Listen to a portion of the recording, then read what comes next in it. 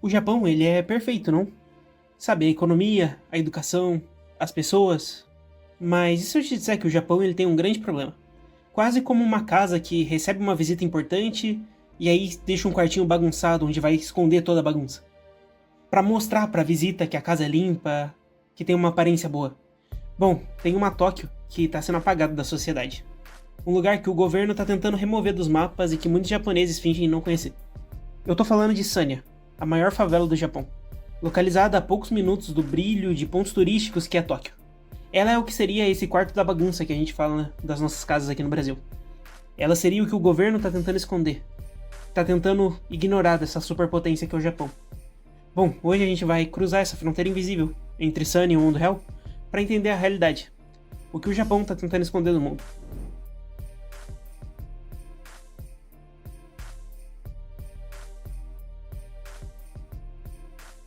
Mas antes de fazer isso, para a gente entender sobre Sanya, a gente primeiro precisa entender aonde ela está localizada. Se você pegar um mapa do Japão e colocar o dedo aqui em Asakusa, você vai ver o centro do turismo, sabe? Essa região. Tudo é lindo, limpo. É o Japão que o mundo conhece, o Japão que o mundo vê. Mas se você caminhar 15 minutinhos só para cima, cruzar essa avenida aqui, Namidabashi, já muda totalmente toda a atmosfera. O lugar vira uma favela, um concreto encardido. Não tem mais pessoas conversando, pessoas dando risada. É só barulho de latinhas, é o máximo que você vai ouvir, latinhas de cerveja. Talvez gente bebendo e conversando um pouco, latinhas rolando pelo asfalto. Mas pra gente entender como isso aconteceu, a gente precisa entender um pouco sobre o estado atual do Japão e o passado. No estado atual do Japão, o Japão ele vive sobre um conceito de wa, que é o conceito de harmonia, de forma geral. E para manter essa harmonia, tudo que é imperfeito deve ser separado. Sanya não tem barracões de zinco, não tem construções pesadas de galvanaria. Ela tem hotéis baratos, chamados de doyas. São hotéis minúsculos, chegando a ter 5 metros, aonde o tempo parece ter parado em 1970. E realmente parou. Em 1966, o governo literalmente removeu o nome Sanya de todos os mapas oficiais do Japão. Se não tem nome, o lugar não existe. Se não existe, a gente não precisa resolver os problemas. Essa foi a genial solução que o governo japonês achou. Agora, por que esse lugar existe? A resposta é o famoso milagre japonês. Sabe, após a guerra, o país precisava de braços descartáveis para toda essa indústria que estava chegando. E Sanya virou isso. Esses homens que ergueram todos os arranha-céus de Shinjuku, das linhas do trem-bala, que construíram quase todo o Japão. Eles foram o motor do Japão na época.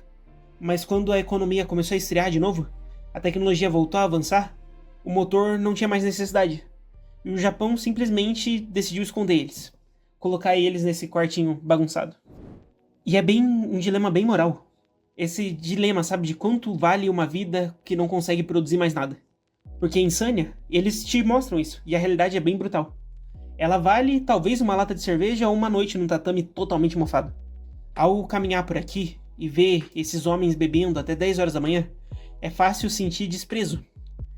Mas eu te pergunto, você aí do outro lado da tela, se você fosse apagado da história do seu país, tudo que você fez, tudo que você construiu, ou seus antepassados, se a sua família não soubesse se você tá vivo, se você tá morto, você aguentaria se manter assim?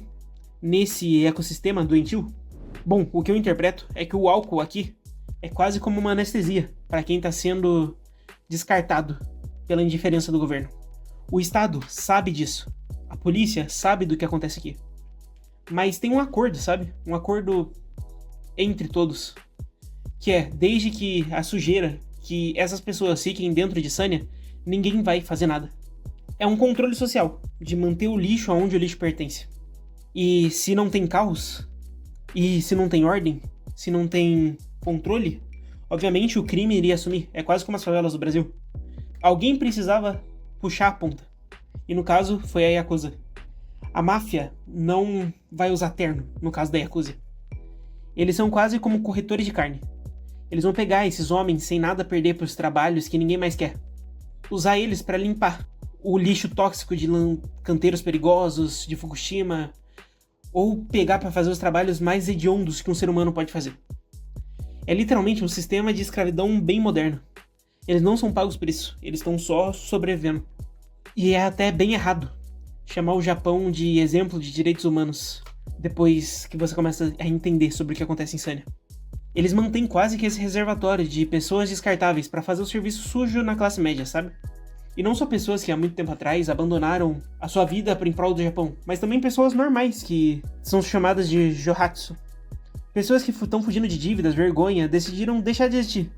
E quando você não quer existir, você vai pra Sanya. Afinal, lá só tem lixo. Então eles vão pra Sanya pra passar os últimos dias das suas vidas. Pra fugir das dívidas, pra fugir da vida real. Isso me faz pensar na pressão desse país, sabe? Porque quase todo mundo que eu vejo sobre aqui no YouTube admira a disciplina do Japão. Mas a gente raramente vê o custo, o passado. Sanya é o depósito de quem quebrou, sobre muita expectativa, muita pressão. Não me parece valer a pena tanta perfeição se o preço for o sacrifício de almas assim. O Japão, ele enfrenta agora o maior medo que você consegue imaginar. O envelhecimento. Porque a Sanya sempre foi um laboratório. Não tem crianças, não tem famílias. Apenas a morte solitária e pessoas que estão cada vez ficando mais velhas. O governo está reformando áreas antigas, o que os antigos eram os doias, para virarem os hotéis para mochileiros. Então é meio bizarro olhar para um lado da rua, um idoso que construiu esse país, não tem o que comer, não tem aonde viver, e tá morando numa barraca, num tatame mofado e coletando latinha. Do outro lado tem um turista pagando $45 por uma experiência minimalista, no mesmo quarto que foi uma prisão de um trabalhador que ficou ali por décadas. Pra mim parece que hoje em dia a pobreza tá virando meio que um tipo de fetiche, sabe? As pessoas têm tesão em viverem a pobreza, de serem que são pobres. Enquanto quem é realmente pobre continua sendo cada vez mais um estorvo. A gente consegue perceber isso nos restaurantes também. Quando os restaurantes adquiriram esse modelo de romanização da pobreza, sabe? A comida faça você mesmo, a comida que você paga 3 vezes mais pra chegar desmontado na sua mesa e você montar. Sanya, pra mim, é isso. É esse ponto cego da superpotência que é o Japão. Ela não é só uma falha do sistema. Ela é o que ele mais está tentando esconder.